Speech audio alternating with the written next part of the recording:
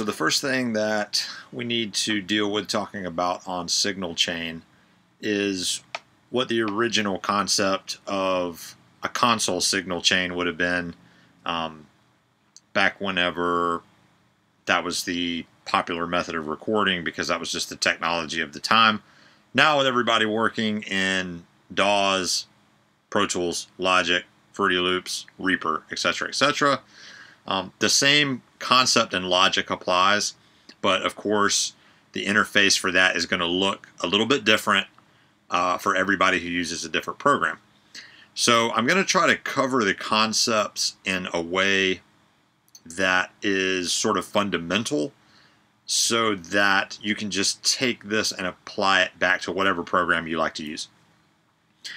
The first thing that is important is to understand the idea of gain. So gain would be the volume at your actual interface. Let's say you have a Sapphire or an Apollo Twin, etc., etc.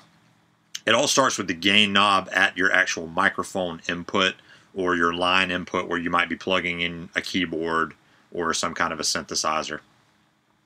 That volume knob is sort of the first link in the chain. So if you're recording, obviously you want that volume to be set so that your level never overreaches the maximum amount allowed by the input system. So a quick way to check this would be to record. Obviously make sure that you don't have a red clipping light on your interface going off while somebody's singing or a drummer's playing, etc. You want that to be to where the loudest part of what your performer is going to be doing does not clip the system. A lot of people have trouble with this because they feel like they're recording too soft. So say you have a singer who's very loud at times, and then they go in and do this sensitive part that's very quiet. For the most part, you really can't record too quiet, but you can record too loud. If the person screams loudly, sings loudly, and that peaks, it's over. I mean, that take is basically ruined. That part of the take is ruined. So don't focus so much on, oh, it looks quiet. It looks like I'm barely recording an audio signal. Best thing to do is just make sure that you get them to give you an example of the loudest that they're going to sing. Most times you're not going to get that until you actually let them record the song. I've always just said, okay, we're going to record. I let the singer do what they naturally do, and that's always going to pretty much give you a good idea of how their loudest section is going to be, and you can set your knob there. Always verify after you look at the track. Make sure that your track is not going above what the track allows. It's going to basically look like flat, like it's just chopped the head off of your waveforms. So that's before we ever even get into actually clicking on stuff inside your DAW, is just understanding that it's so important to realize where that volume is, because there's nothing worse than somebody doing a great take and then you go, yeah, you just belted out the most perfect chorus ever, but the entire thing was just chopped off clipping. Very bad. Once you've established that you're going to be recording a very nice waveform onto your track, then you can move on to worrying about anything that's in your signal chain. So looking at the signal chain, you're going to have input, which is essentially going to be designating what part of your interface you're recording from. In this case of this session, I have imported a stereo drum track off of something I pulled off of YouTube. And that stereo drum track is on a stereo track, which right here next to my input is actually designated here in Logic. It looks like a circle or a double circle, sort of like a speaker cone. A double circle is going to dictate that that's a stereo track that has left side information and right side information. And that's going to deal with panning and the idea of your audio signal sounding wide versus being focused in the center if your pan knob is set to the middle. And we'll talk about the pan knob later. So next here on a console or in a DAW, you'd have what's called the insert section. A lot of people would call this the plug-in section, which is fine. But that used to be called an insert. The reason it would be called an insert is because you could imagine in a studio, just like high-end studios now, you see the wall that has a huge section of outboard gear with knobs and buttons and meters and things on it. Those sections would be fed by either sends or inserts. Inserts are going to be things such as EQs, compressors, and any other type of an effect. It could be a distortion. So say you want to have a distorted sound on that track, and you're inserting that sound directly into the signal chain. So those sounds essentially become, in a sense, inseparable from what the source material is. So if you have a vocal, that vocal is now blanket affected by an EQ, a compressor, a console. You've essentially diverted the signal into a plug-in and then directly back out through the volume fader, and then of course back out through your speakers or headphones.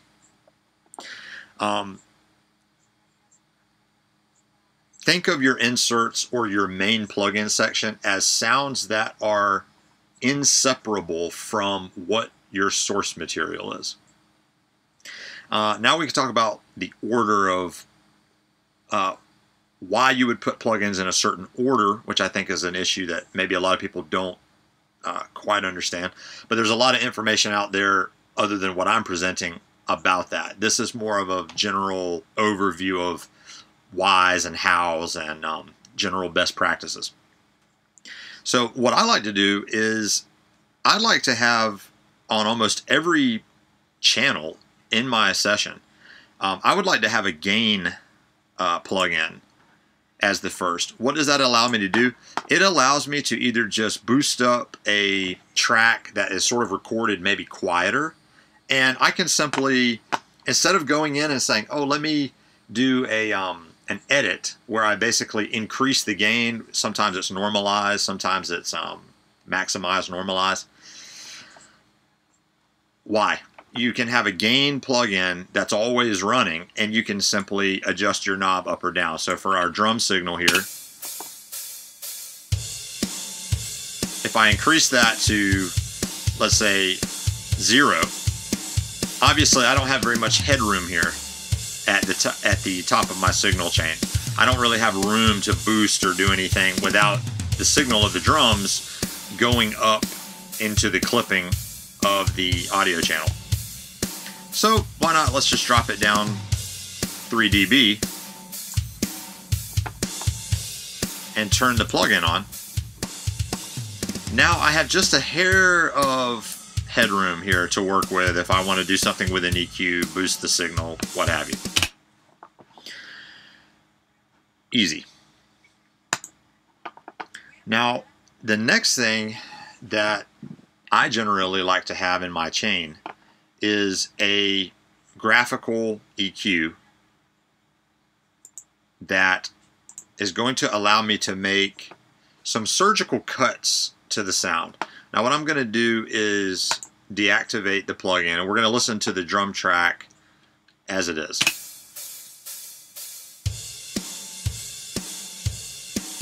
Sounds very good. Obviously the drums have been pre-balanced, pre-processed for the most part to generally have a very full, pleasing sound.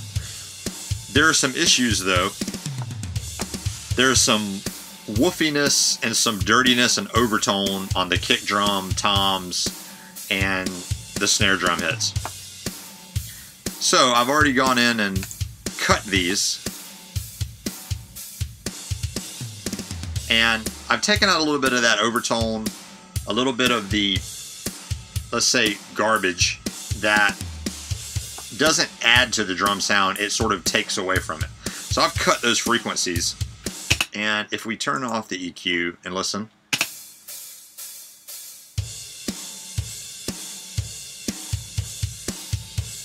and then I engage the EQ,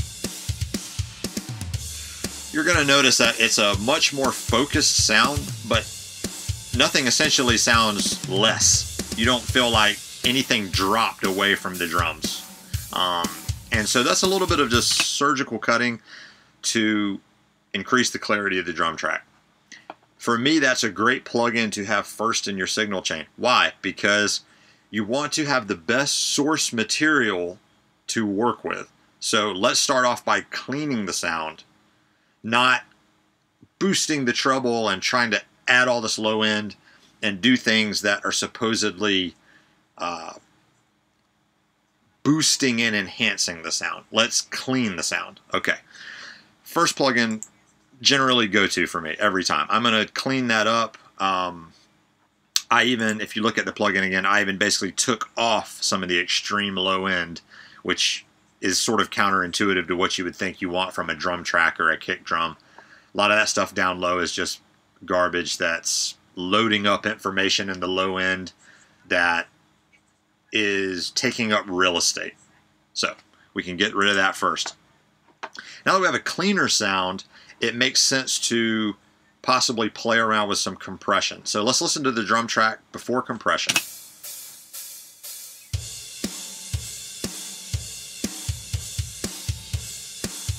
And now let's bring in this compressor, which I have not really tweaked at all. I've just loaded it up. I'm going to turn it on. We'll take a look at what it's doing. If I turn it off, drums still sound good. With the compressor on, you can sort of feel a little bit of, I call it after action. In other words, something feels like it's lifting a little bit in the tail end of the drum hits. Again, this is not tweaked. It's set to a very sort of a mild setting. And you can see that I have not drastically transformed the drum sound, even though I am getting a certain effect from this. So I have not hurt or really helped the drums that much yet by having this on here.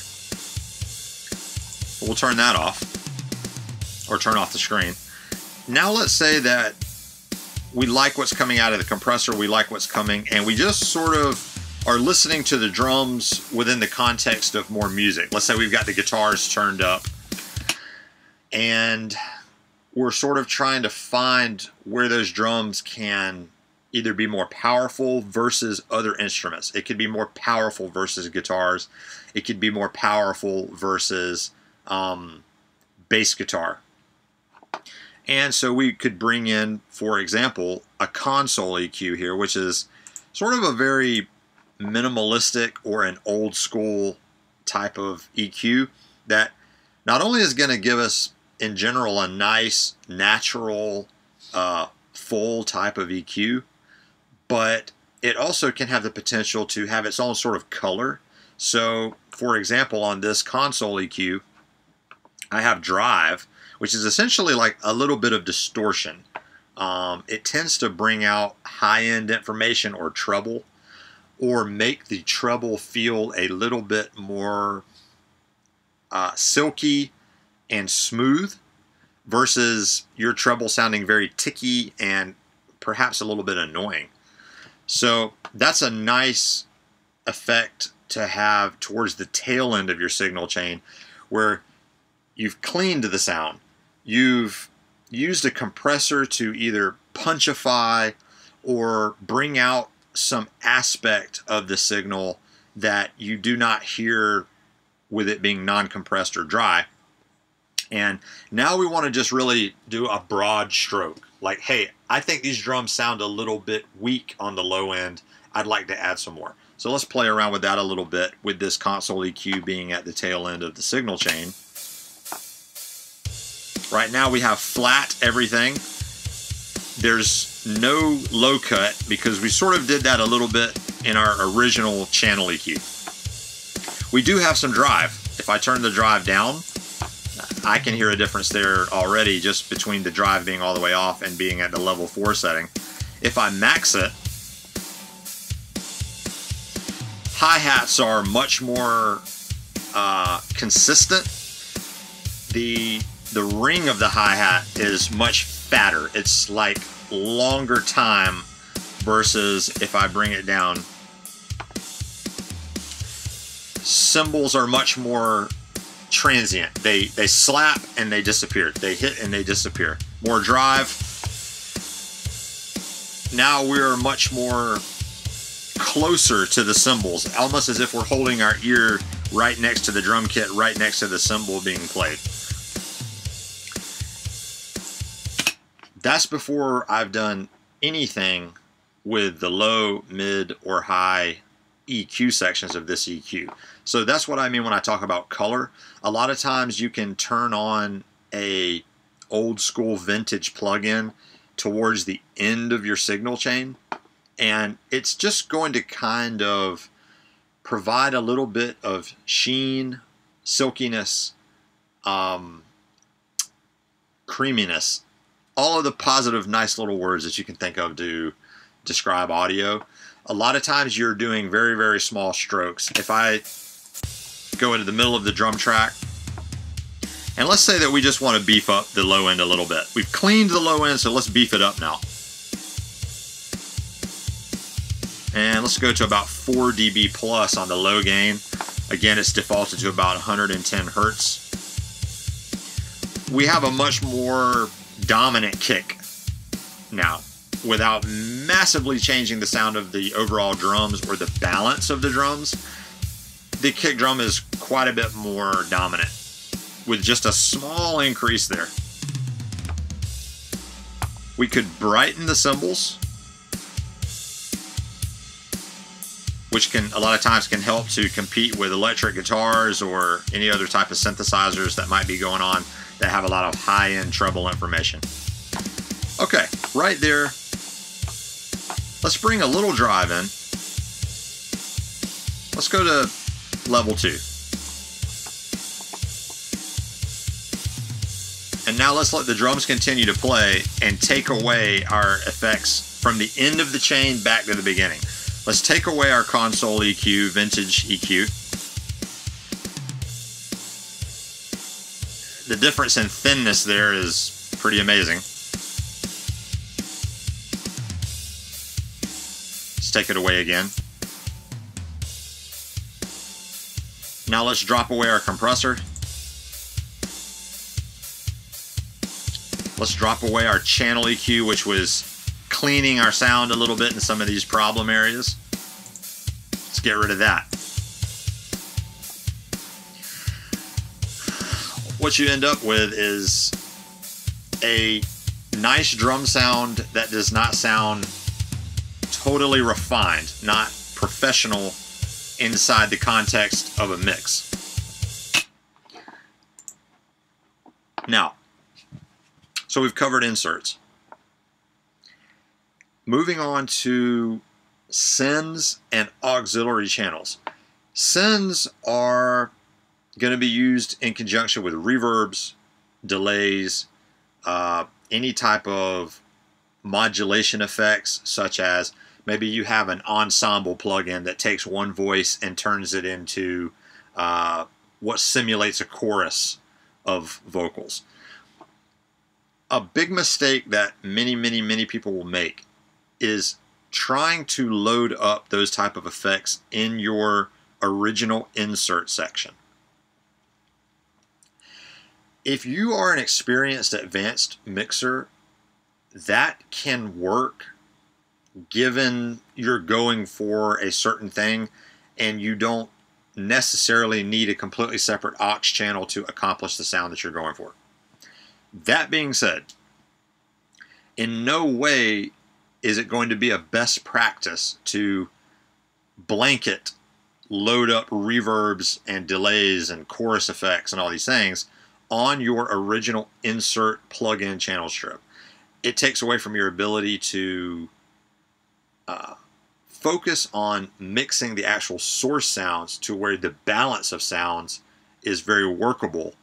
And now with your sends and aux channels, you're adding the space. Sends are essentially a copy of the signal. Remember how I talked about on your inserts, what you're essentially doing is fundamentally changing the source sound.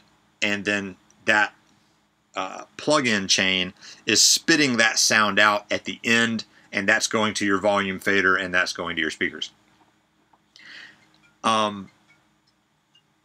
Sends are going to be essentially making a copy of the sound and sending it off into, I think of it as like a parallel world. So you're sort of creating a separate world of sound from what your direct, dry source signal sounds are, which is where you're mainly focusing the balancing of volume and level and EQ and all those things.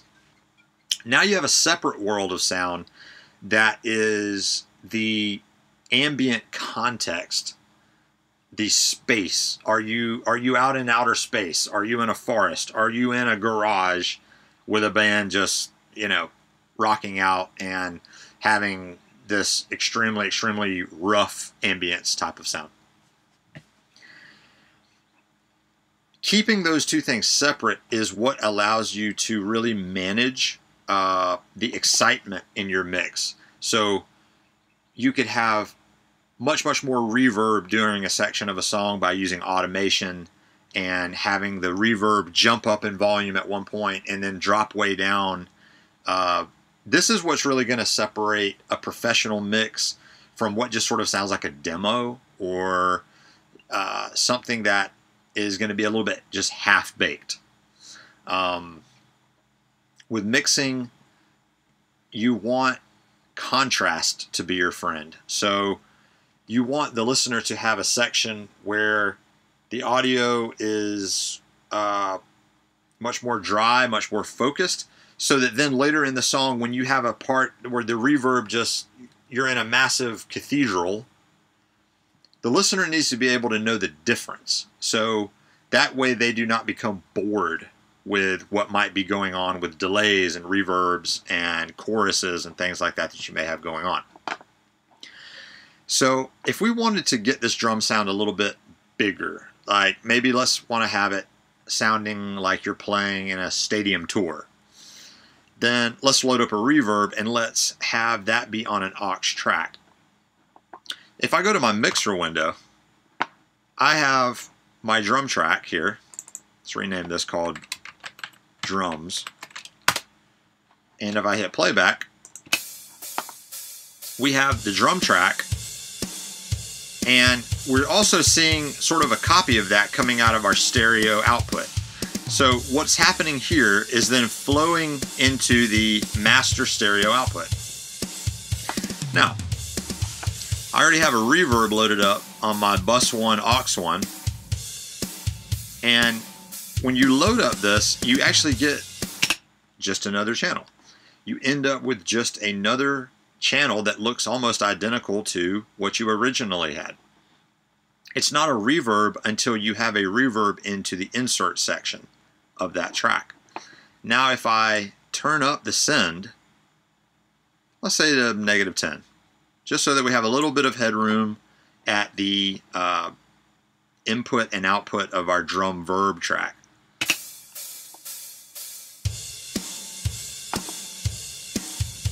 Now if I mute this drum verb track, I have my original drum sound. Nothing has changed with it. I haven't tweaked anything. I haven't changed the balance of what's happening originally. I'm adding additional information via the reverb aux track. Now let's make it more obvious that the drums are in a big space. I'm actually going to load up a large space, and let's go to big chamber. Okay, now we really have some length to the kick drum. It's actually sort of fading out into a bigger area.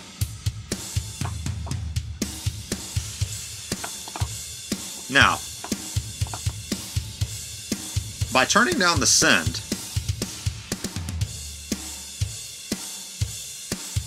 I can now balance how much reverb is being added onto the original sound. And you can see the difference here, the relationship between how loud the reverb is compared to the original track. And let's kind of boost that and max that a little bit.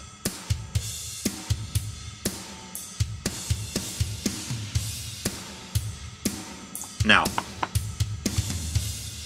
with the drums at their original level, nothing has changed there. But I've added additional information around those drums that sort of, again, is in a parallel world. It's coinciding and running parallel sound-wise through my stereo output chain.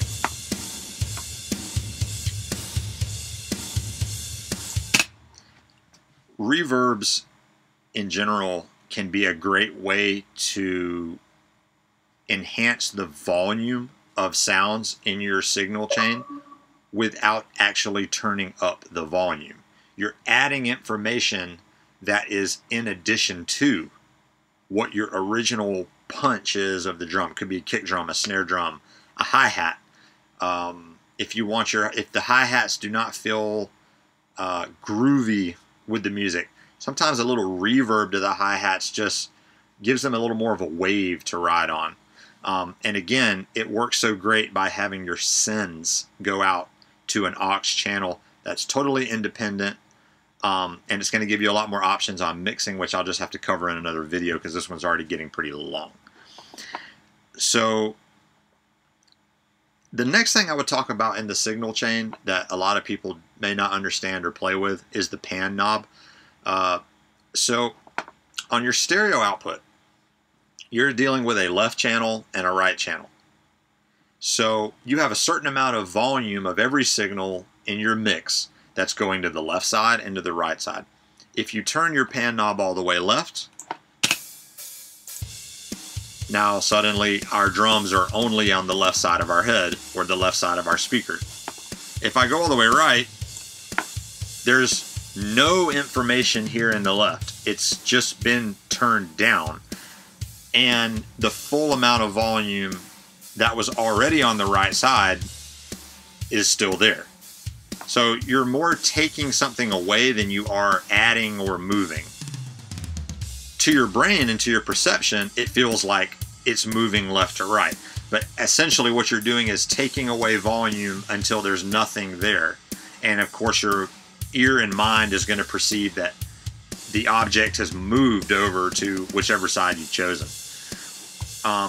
In stereo tracks or stereo effects, panning can be quite important because in a reverb, that sound may be bouncing from left to right or slightly washing from one way to the other. You can have a ping pong delay where each series of the delay is going to be left and then right and then left and then right. It's a fun effect. It can just, sort of make your mix sound a little bit more moving versus very focused right down the middle. And the last thing to think about in the signal chain is the actual volume fader. And this will save you such a headache if you're a new or sort of an intermediate mixer and you always run into the problem of you need to boost something higher, but you're running out of space on your fader. In other words, having the fader all the way up is still not loud enough. The biggest thing I can say about that is you want to balance your sounds out within your insert section, where by the time it gets to your fader, you can leave the fader at 0, which is where I have my drum fader, and it sounds good there. In other words, you're mixing the source material before it even gets to the fader. If I play back, you can see that with all the changes I've made, let's bring these in. With all my plugins, my drums actually end up louder. If I pull these down, it's a much quieter signal. Now we sort of have this little bit slightly lifted sound.